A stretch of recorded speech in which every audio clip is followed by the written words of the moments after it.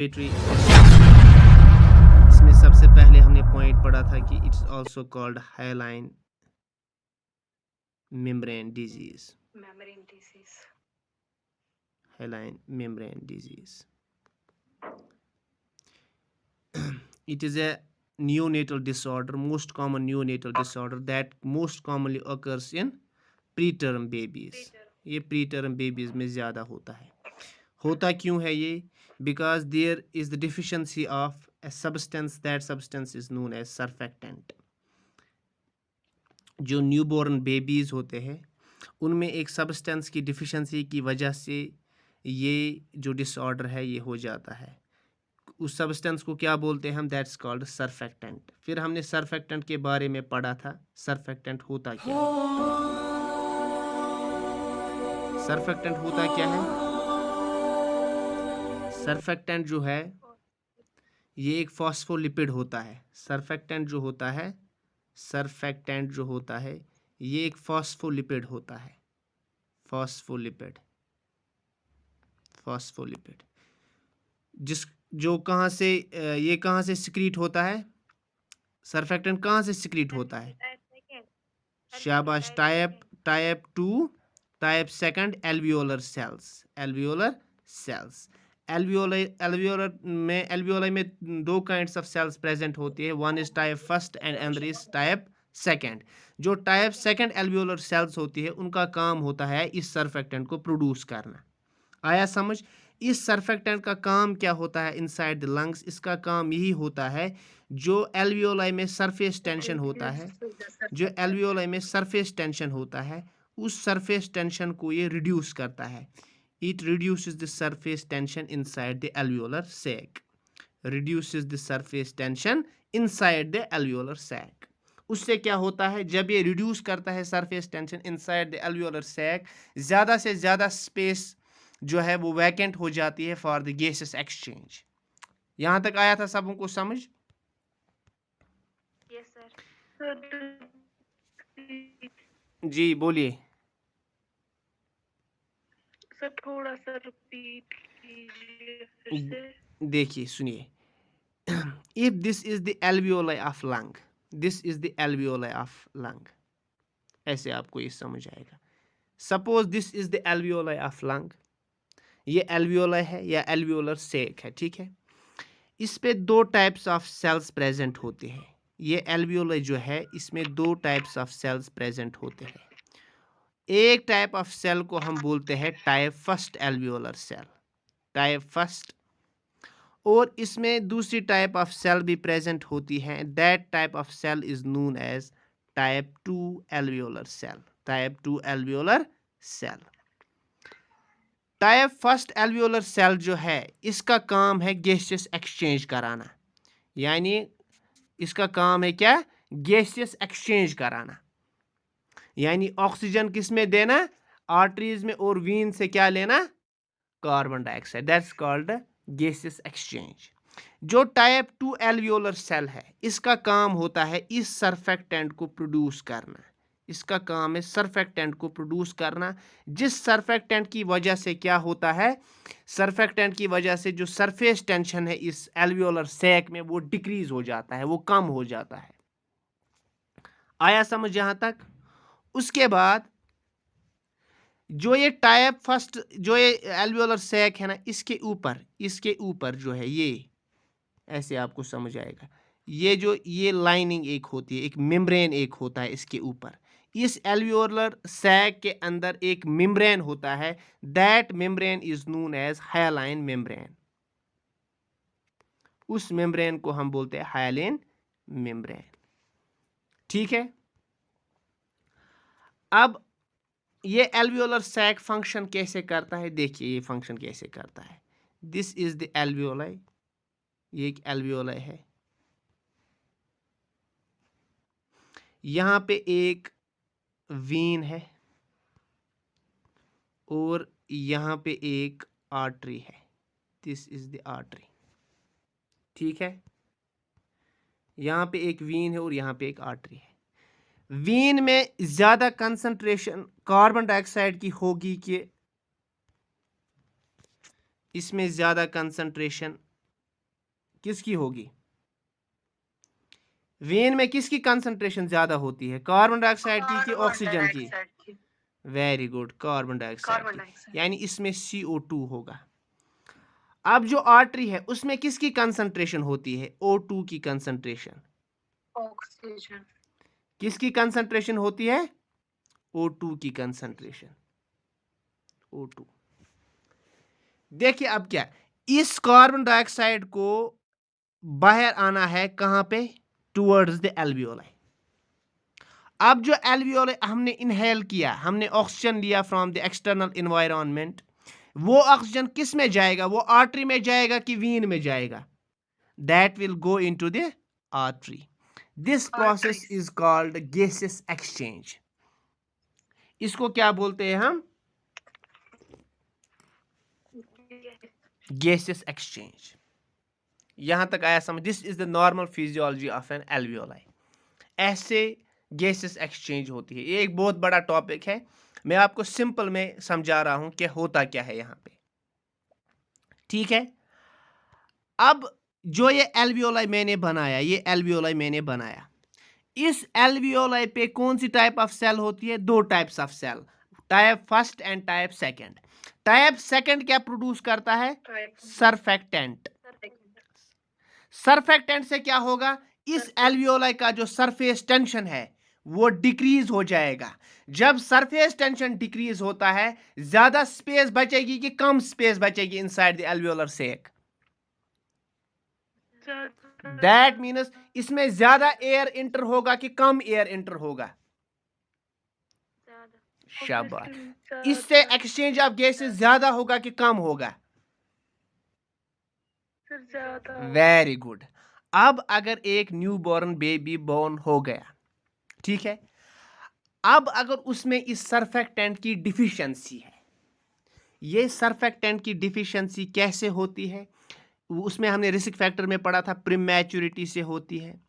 If the baby is premature, क्यों premature babies में surfactant की जो डिफिशिएंसी होती है? क्योंकि surfactant inside the fetal life, जब फीटस होता है inside the womb of a mother, इसकी जो सरफेक्टेंट की प्रोडक्शन है वो कब स्टार्ट होती है? Surfactant production starts inside the fetal life at the age of what? At the age of 20 week of gestation. But जो यहाँ पे 20th वीक ऑफ गेस्टेशन पे जो सरफेक्टेंट बनता है, दैट इज क्वाइट इमैच्योर होता है। वो मैच्योर सरफेक्टेंट नहीं होता है, वो उतना अमाउंट में नहीं प्रोड्यूस होता है ताकि वो जो सरफेस टेंशन है इनसाइड द एल्वियोलर सैक का वो कम कर सके। आया समझ? अब ये जो सरफेक्टेंट है ये एमनियोटिक फ्लूइड में कब प्रेजेंट होता है? It is present in the amniotic fluid, यानी एमनियोटिक फ्लूइड में कब प्रेजेंट होता है? At the age of 28 to 32 weeks of gestation. अब लास्ट में आपको स्टार्ट कब हुआ ये? It got started at the age of what?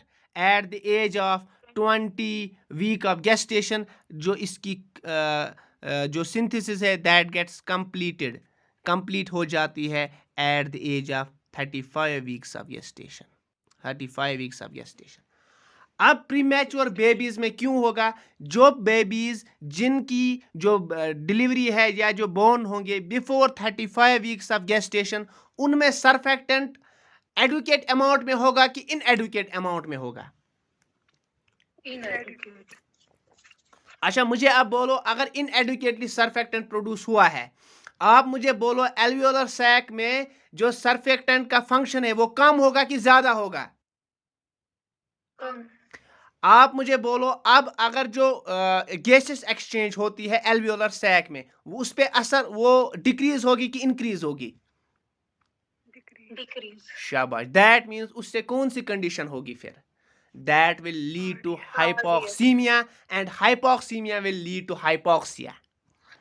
That means जब एक बेबी है एक्स्ट्रा इंट्रायूटेराइन लाइफ से एक्स्ट्रायूटेराइन लाइफ में आएगा, सरफेक्टेंट पूरा बना नहीं है, वो जो अडॉप्ट करना चाहिए उसको एक्स्ट्रा यूटेराइन लाइफ, वो अडॉप्ट नहीं कर पाता है क्योंकि उसके लंग्स जो है वो इमैच्योर होते हैं। उन लंग्स में एल्वियोलर सैक में जो सरफेक्टेंट है वो डिफिशिएंट होता है, जिसकी वजह से उसके जो एल्वियोलाई है, यानी उससे क्या होंगे, ये जो एल्वियोलाई है ये एल्वियोलाई इसका सरफेस टेंशन बढ़ जाएगा, ये अब कोलैप्स हो जाएंगे। कोलैप्स मतलब इत कन जस्ट कशर पर समझामो तो निमो अख बलून, क्या निमो बलून। बलून में जितना एयर जाएगा उतना वो इन्फ्लेट होगा कि डिफ्लेट होगा? इन्फ्लेट क्यों होगा? क्योंकि सरफेस टेंशन जो है वो कम होगा।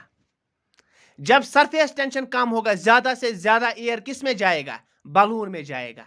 अब अगर हम कोई एक्सटर्नल फोर्स हम बलून में लगाएंगे, फिर वहां से एयर इसमें भरेंगे, क्या वो एयर उसमें जाएगा? नहीं जाएगा। That will restrict. उससे क्या होगा? जो बलून है वो डिफ्लेट हो जाएगा। क्या हो जाएगा? डिफ्लेट। इसी तरीके से जो एल्वियोलर सैक है वो डिफ्लेट हो जाता है, वो कोलैप्स हो जाता है, and that condition is known as atelectasis. Atelectasis. Atelectasis कैसे होता है? एटीलैक्टेसिस होता है जब एल्वियोलर सैक का सरफेस टेंशन बढ़ जाता है। कैसे बढ़ जाता है? Due to the deficiency of what?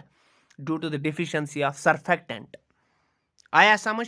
And this एटीलैक्टेसिस, इसको क्या बोलते हैं हम? Collapse of lung, collapse of alveoli, या लंग कोलैप्स हो जाते हैं। दैट मीन्स लंग्स जो एयर सैक्स है उसमें ज़्यादा से ज़्यादा एयर नहीं जाएगा, जिसकी वजह से क्या कौन सी कंडीशन होगी? That will lead to hypoxia.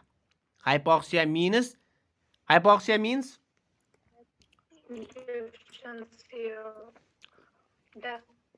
Tissues में कि टिश्यूज में कि ब्लड में? शाबाश। यहां तक आया समझ? यहां तक आया समझ? उसके बाद अब जब एटीलैक्टेसिस हो गया, ये आपको समझ आया, लंग्स जो है वो कोलैप्स हो गया, एटीलैक्टेसिस क्या होगा?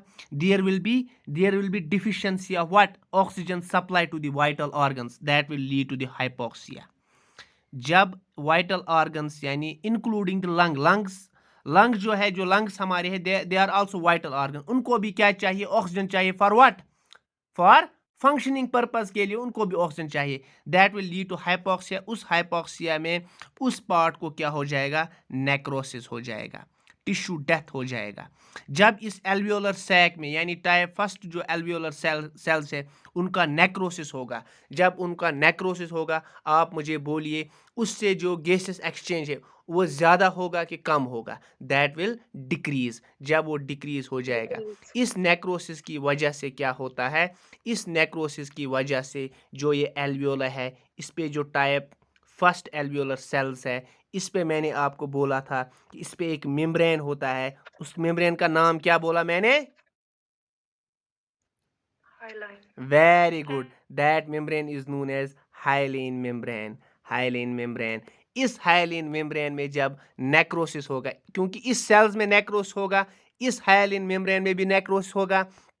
इस हाइलीन मेम्ब्रेन पे एक सीमेंट लाइक, इस हाइलीन मेम्ब्रेन पे एक जो है सीमेंट लाइक, सॉरी, एक सीमेंट लाइक सब्सटेंस जो है वो चढ़ जाएगा। उस सब्सटेंस को हम बोलते हैं हाइलाइन मेम्ब्रेन डिजीज। तवे अत वन रेस्पिरेटरी डिस्ट्रेस सिंड्रोम ब्याख ना वन क्या? Hyaline membrane disease. Hyaline membrane disease क्या बोलते हैं हम? हाइलीन। जो है ना ये हाइलीन मेम्ब्रेन, इस पे एक सीमेंट लाइक सब्सटेंस चढ़ जाता है। Due to what? Due to necrosis. Due to necrosis की वजह से इस पे सीमेंट लाइक सब्सटेंस चढ़ जाता है। It becomes much harder. उससे क्या होगा? फर्दर जो बेबी है उसकी जो कंडीशन है वो डिटोरिएट हो जाती है। आया समझ? That's why RDS is also known as hyaline membrane disease. आया समझ? What are the other risk factors or causes that may lead to RDS? पहला हमने पढ़ा था प्रीमैच्योरिटी यानी प्रीमैच्योर बेबीज। और क्या है? Diabetes of mother. Diabetic mother अगर होगी, इसमें आपको मैंने कल भी बोला था, जो डायबिटिक मदर है, इंसुलिन जो है, insulin decreases the production of what? Surfactant. Number third हमने पढ़ा था सीजेरियन सेक्शन। जब सीजेरियन सेक्शन होता है, जो फीटस है उसमें हाइपोक्सिया हो सकता है, जिसकी वजह से क्या होता है? सर्फेक्टेंट की प्रोडक्शन नहीं होती है। नंबर फोर हमने क्या पढ़ा था? और हमने पढ़ा था birth asphyxia. Birth asphyxia will also lead to the decreased surfactant production. और क्या पढ़ा था हमने इसमें? हाइपोथर्मिया। हाइपोथर्मिया से क्यों होगा? वाई हाइपोथर्मिया में लीड टू आरडीएस। क्यों होगा? हाइपोथर्मिया से क्यों आरडीएस होता है? क्योंकि उनमें सर हाइपोक्सिया होता है। Very good, hypothermia. उसके बाद और एक चीज़ यहाँ पे आप याद रखोगे, क्योंकि ये हमें फिर मैनेजमेंट में ज़रूरत आएगा। ये है एल्वियोलाई। यहाँ पे मैंने आर्टरी बनाई थी and this was the Wien.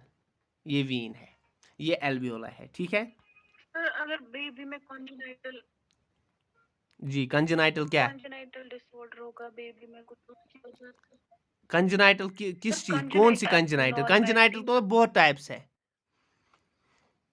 Congenital diseases babies में मोर देन मतलब हंड्रेड्स अगर टू बेबी हंड्रेड्स को होते हैं। बाय बर्थ हाँ, देखिए अगर कोई भी बाय कंजेनाइटल बर्थ कोई डिजीज, कोई भी, ऐसी देखिए शॉर्ट में याद रखें, कोई भी, वही genetic factor also is included in the risk factors of RDS. कोई भी कंजेनाइटल डिजीज जिससे सरफेक्टेंट प्रोडक्शन पे असर पड़ता है, that will be also included in the causative और the risk factor of RDS. आया समझ? यहां पे आपको याद रखना, if this is the artery, this is the vein. आपने पहले ही बोला कि जो आर्टरी है इसमें O2 की कंसंट्रेशन होगी ज़्यादा, इसमें CO2 की कंसंट्रेशन वीन में होगी। अब जब यहाँ पे गैसेस एक्सचेंज नहीं होगा, ये जो ऑक्सीजन है ये बाहर नहीं जाएगा, सॉरी बाहर नहीं, ये जो ऑक्सीजन है, ये जो कार्बन डाइऑक्साइड है, इसको क्या करना है? इसको बाहर निकलना है, ये एक्सहेल करना होता है ना। यानी वीन से कार्बन डाइऑक्साइड को कहाँ जाना है? आउटसाइड इन्वायरमेंट में, by the process of what? By the process of exhalation. जब अब इनहेलेशन एक्सहेलेशन कोई गैसेस एक्सचेंज नहीं होगा due to the collapse of this alveolar sac और due to the collapse of lungs, इससे क्या होगा? जो वीन से इसमें ज्यादा से ज्यादा कार्बन डाइऑक्साइड जो है वो क्या होगा? एक्यूमुलेट होगा, and that condition is known as hypercapnia. Hypercapnia आया समझ? हाइपरकैप्निया माने क्या है? हाइपरकैप्निया जब कार्बन डाइऑक्साइड की concentration inside the blood vessel increase हो जाएगी, जब ज्यादा कार्बन डाइऑक्साइड एक्यूमुलेट होगा। ये एक्यूमुलेट क्यों हुआ? क्योंकि जो हमारे लंग्स है वो कोलैप्स हो गए हैं, जो बेबी के लंग्स है वो कोलैप्स हो गए हैं, वहां पे गैसेस एक्सचेंज नहीं हो रही है, जो ऑक्सीजन है वो आर्टरी में नहीं जा रहा है या कैपिलरीज में नहीं जा रहा है, जो कार्बन डाइऑक्साइड है वो बाहर नहीं जा रहा है, जिसकी वजह से जो कार्बन डाइऑक्साइड है that gets accumulated inside the blood vessel, and that condition is known as hypercapnia. आया समझ यहां तक? जो ये कार्बन डाइऑक्साइड होता है, it acts as an acid. ये ब्लड में क्या करता है? Act as an acid. अब मुझे आप बोलो, अब अगर बेबी है जिसमें कार्बन डाइऑक्साइड की कंसंट्रेशन ज़्यादा होगी, आप मुझे बोलो उसमें एसिडोसिस होगा कि अल्कोलोसिस होगा? That will lead to acidosis. Acidosis will further deteriorate the condition of the baby. उससे बेबी की जो कंडीशन है वो फिर से खराब होगी। आया समझ? अब what are the signs and symptoms of this? Signs and symptoms of RDS. RDS के कौन कौन से साइन एंड सिम्टम्स आप होंगे? कैसे पता चलेगा कि एक बेबी में RDS है? Number first symptom is that's tachypnea. Tachypnea. What is tachypnea? Tachypnea माने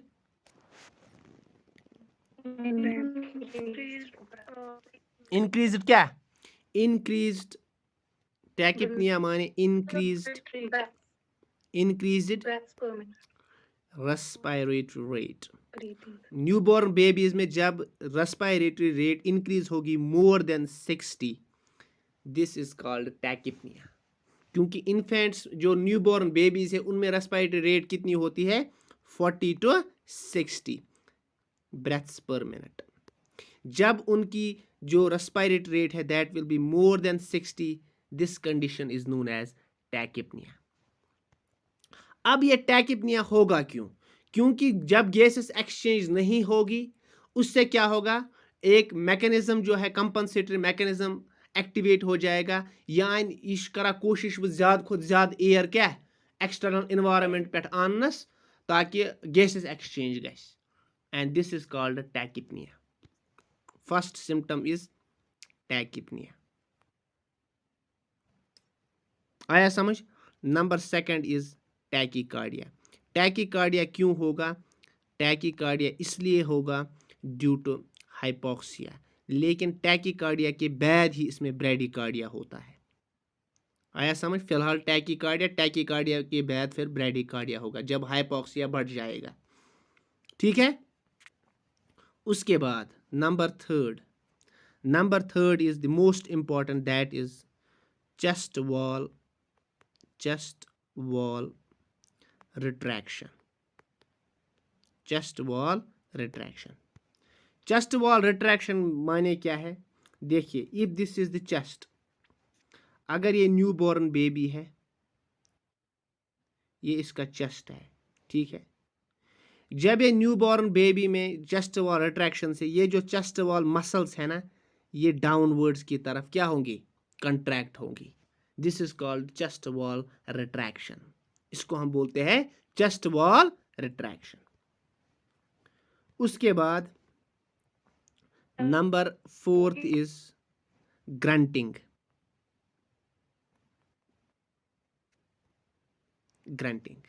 And grunting is considered as the most common. Grunting is the most common sign of distress, RDS. Most common sign of RDS is grunting. अब ये grunting क्या है? Grunting is simply जब ये noisy breathing sounds इसमें निकलेंगे, that's called grunting. आया समझ? जब ये बेबी एक्सपायर करता है इसमें नॉइजी ब्रीथिंग साउंड्स निकलते हैं, दो साउंड्स आर कॉल्ड ग्रंटिंग। ठीक है। उसके बाद the sixth one is nasal flaring. ये भी important, this is the important sign of what? This is the important sign of what? RDS। अब ये नेजल फ्लैरिंग आपको कैसे पता चलेगा? ये भी एबनॉर्मल साउंड्स होते हैं, नेजल फ्लेयरिंग एबनॉर्मल साउंड्स होते हैं। अब कैसे पता चलेगा कि आपको कि जो बेबी है इसमें नेजल फ्लेयरिंग है? देखिए, जब भी एक बेबी के nostrils, when the babies nostrils widen, यानी यम सत अमिस कशर पट यो तुम समझ, यम सात अकिस बेबी हंद नकवर खुलन ना, नकवर यमन नॉस्ट्रल्स वन, हम खुलन वाइल ब्रीथिंग, यम सात सु इनहेल या एक्सहेल कर, स्पेशली इनहेल कर, उसके जो ये है ना नॉस्ट्रल्स है यम गसन वाइडन, क्या गसन वाइडन, खुलन। एट दैट टाइम अस वनो इस हसा बेबी इसमें क्या है? नेजल फ्लैरिंग है। आया समझ? नेजल फ्लैरिंग आया समझ? आपकी आवाज नहीं आ रही है। ये आया समझ? समझ आया ये? Yes sir. उसके बाद है लास्ट साइन एंड सिम्टम जो है, that cyanosis. Cyanosis means bluish discolouration of skin.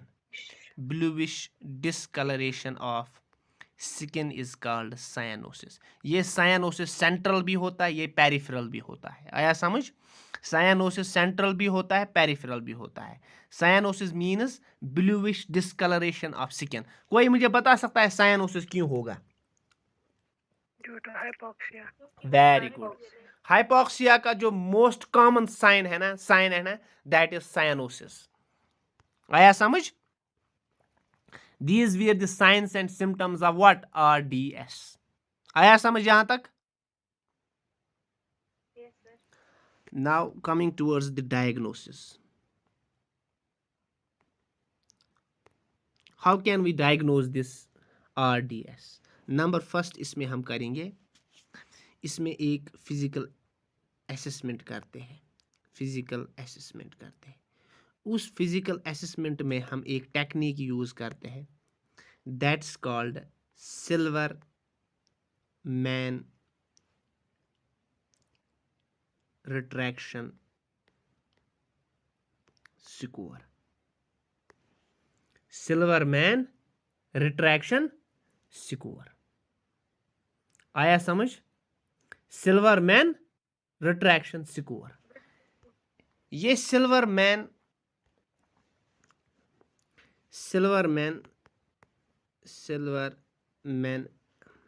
Anderson score जो है, ये एक ऐसी टेक्निक है, जिस तरह एबगॉर स्कोर होता है ना, उसी तरह एक स्कोर होता है, that's called Silverman Anderson score.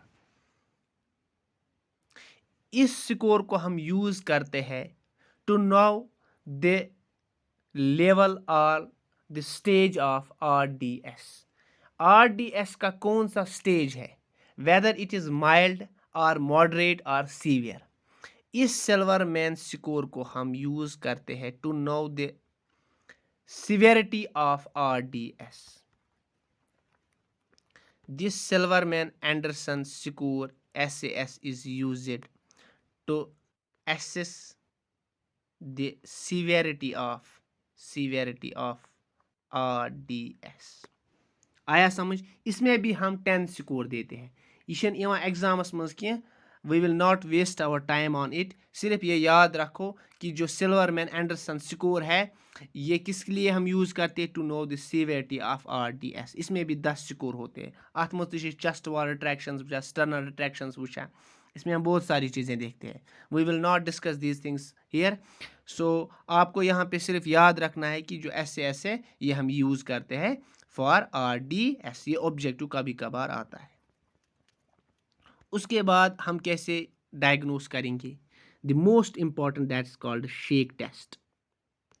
Shake test ये ऑब्जेक्टिव आता है, ये MCQs एग्जाम में आता है कि शेक टेस्ट जो है वो हम किस में यूज़ करते हैं। ये असल में 2 शेक टेस्ट है। एक होता है दूसरा शेक टेस्ट, वो हम करते हैं DPT में यूज़, कि DPT जो है वो पास्ट में फ्रोज हमने किया है, फ्रीज किया है कि नहीं किया है। आया समझ? ये अलग है। This is respiratory shake test. This respiratory shake test is also called bubbles test. Sir जो ये सिल्वर मैन सर जो हमने अभी पढ़ा, जी जी जी, सर ये कैसे हम एसेस करते हैं? इसमें हम, मैंने बोला इसमें पैरामीटर्स होते हैं। इसमें चेस्ट वॉल रिट्रैक्शंस देखते हैं, उसमें फिर हम 0, 1, 2 देते हैं स्कोर। ये एग्जाम में नहीं आता है, वरना मैं आपको पढ़ाता, ठीक है। अगर वो ये पढ़ना न बेमो अत लग बराबर 1 क्लास, तेल रोज मेन टॉपिक अति। ये एग्जाम में नहीं आता है, ठीक है। इसमें सिर्फ आपको यही याद रखना है, ये किसके लिए यूज करते हैं हम। आया समझ? इसमें हम ग्रंटिंग भी देखते हैं, चेस्ट वॉल, स्टर्नल रिट्रैक्शंस देखते हैं, ठीक है। पत तमें हिसाब दिवान स्कोर। अब हम पढ़ रहे हैं शेक टेस्ट। शेक टेस्ट को हम दूसरा नाम बोलते हैं क्या, बबल्स टेस्ट, और it is also called foam test. Foam test, ये अच्छे से सुनना।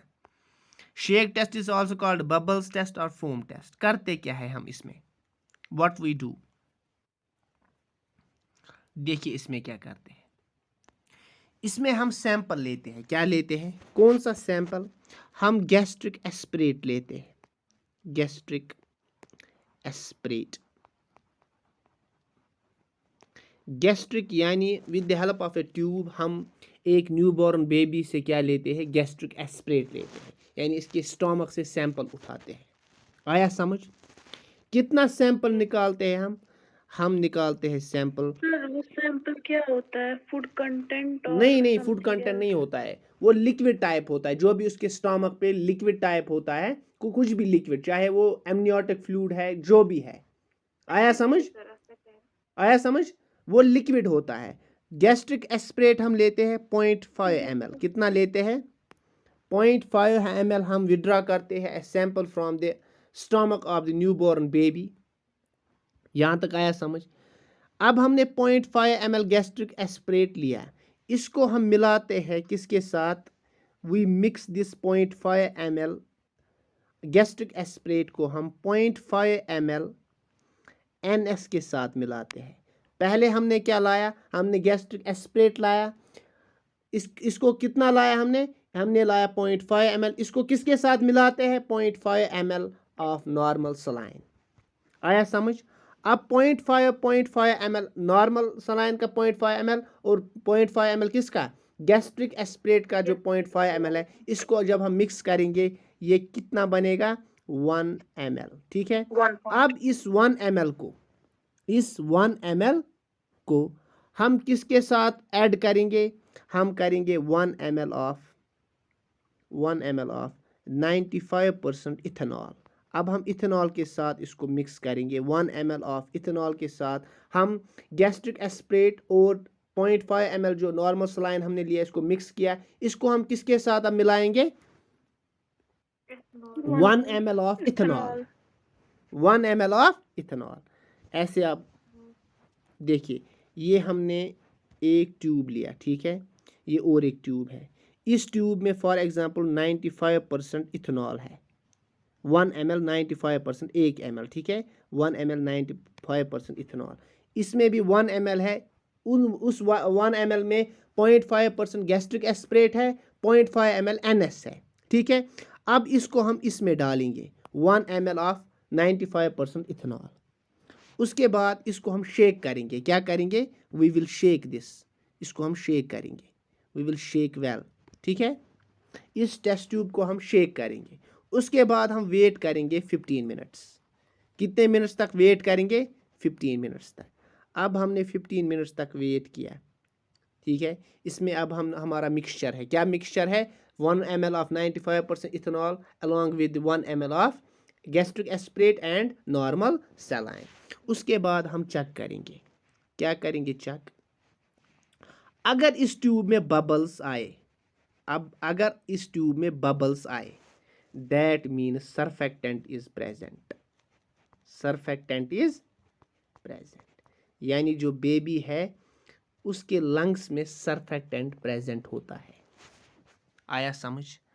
अब अगर बबल्स, नो बबल्स, अगर बबल्स नहीं आए, that means surfactant is absent. अब इससे क्या पता चला, जरा बोलो।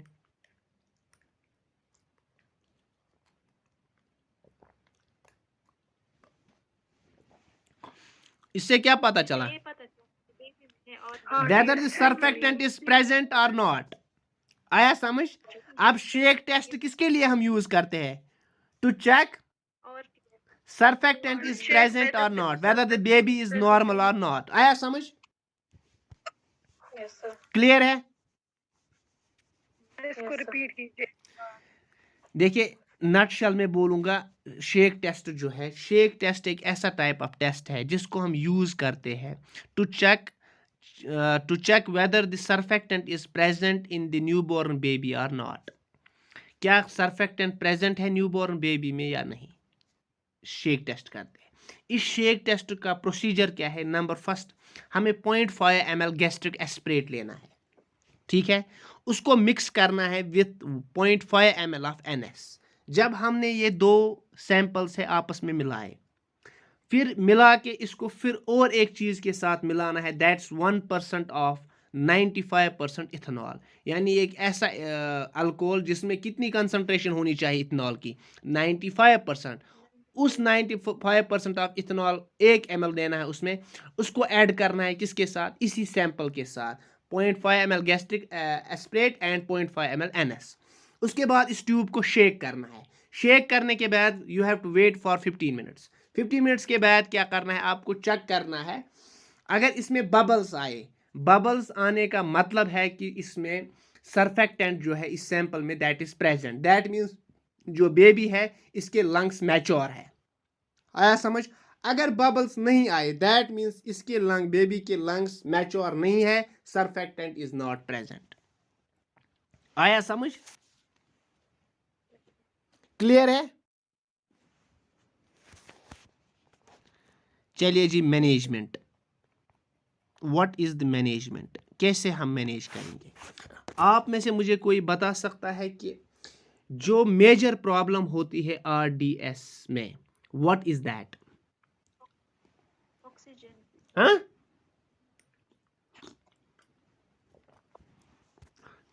that is hypoxia.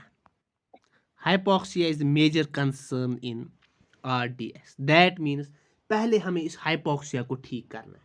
इस hypoxia को ठीक करने के लिए we provide, वो पहला पॉइंट जो है मैनेजमेंट में, provide oxygenation. इस ऑक्सीजनेशन को हम देते कैसे हैं? वी गिव, इधर हम पेशेंट को वेंटिलेटर पे चढ़ाते हैं, वेंटिलेटर पे चढ़ाते हैं, और वेंटिलेटर पे चढ़ाने के बाद हम इसको 100% ऑक्सीजनेशन प्रोवाइड करते हैं. आया समझ? वेंटिलेशन पे चढ़ाने के बाद, वेंटिलेटर पे चढ़ाने के बाद इसको हम क्या प्रोवाइड करते हैं? 100% ऑक्सीजन. जब हमने 100% ऑक्सीजन दिया, उसके बाद हमें एवरी 4 आवरली हमें पेशेंट का जो है ABG टेस्ट लेना पड़ता है, एट्रियल ब्लड गैसेस का टेस्ट लेना पड़ता है. ये टेस्ट क्यों लेना पड़ता है? ताकि हमें पता चले कि आर्टरीज में ऑक्सीजन कंसंट्रेशन कितनी है और कार्बन डाइऑक्साइड कंसंट्रेशन कितनी है वेन्स में, यानी पार्शियल प्रेशर कितना है. ये आपको पता है, partial pressure of carbon dioxide कितना होता है? 35 to 45 mmHg. ठीक है. और जो ऑक्सीजन का, that should be more then 50, that should be more then 50 in a new born baby. ठीक है. उसके बाद क्या करते हैं हम? दैट मीन्स ऑक्सीजन का मसला हो गया ठीक.